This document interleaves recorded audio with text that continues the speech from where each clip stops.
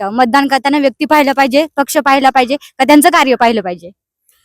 खरं तर प्रत्येकाच्या विचारधारा वेगळी असते आणि आता पाहिलं तर आपण आपल्या महाराष्ट्राच्या राजकारणामध्ये बऱ्याच गोष्टी घडत आहेत.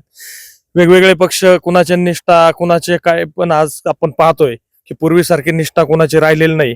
पक्षाप्रती असणारी निष्ठा सर्वांनीच आता या 2-3 वर्षामध्ये पाहिलं तर राजकारणाचं अगदी वेगळ्या पद्धतीने चाललेलं आहे.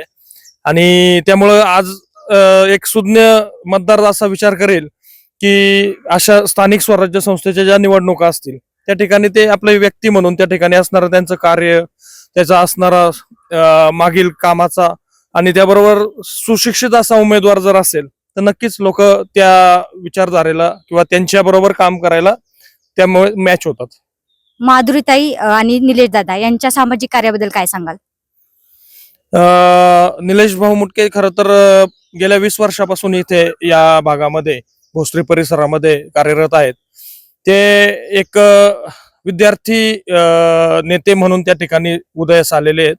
सुरुवातीच्या काळामध्ये विद्यार्थ्यांचे असणारे कॉलेज, महाविद्यालयीन जे मुलं आहेत त्यांच्या संदर्भात असणारे प्रश्न असतील, विद्यार्थी दशेनंतर मग ते एक तरुण युवा नेते म्हणून सुरुवातीच्या काळापासून म्हणजे अगदी माझ्या मते 2003-04 पासून ते या समाजसेवेमध्ये दिसतात आणि सामाजिक कामामध्ये वेगवेगळ्या विषयांवर त्यांनी आतापर्यंत त्यांचं जे काही काम करण्याची पद्धती आहे ती माझ्या माहितीप्रमाणे हिंदू हृदय सम्राट बाळासाहेब ठाकरे यांचीच राहिलेली आहे.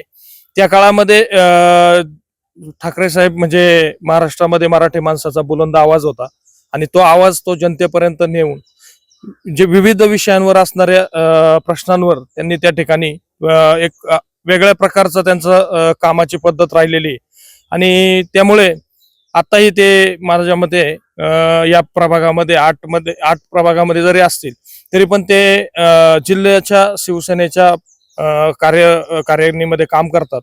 त्यामुळं त्यांना या प्रश्नांची, या ठिकाणी असणारे सर्व प्रश्न, स्थानिक लोकांच्या गरजा अडचणी ह्या माहिती आहेत.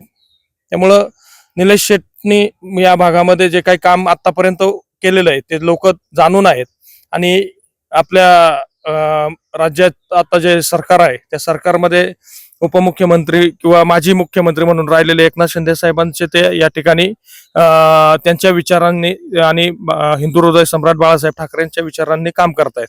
त्यामुळे निश्चितपणानं त्यांना या प्रश्नांवर पुढचे प्रश्न मार्गी लावण्यासाठी एक चांगला मार्ग आहे आणि त्यानिमित्तानं त्यांच्या सौभाग्यवतींची जी काही उमेदवारी ते आता या प्रभागामध्ये डिक्लेअर झाली तर शिवसेना एकनाथ शिंदे गटामधून नक्कीच त्या ठिकाणी त्यांना त्या देखील सुशिक्षित उमेदवार आहेत.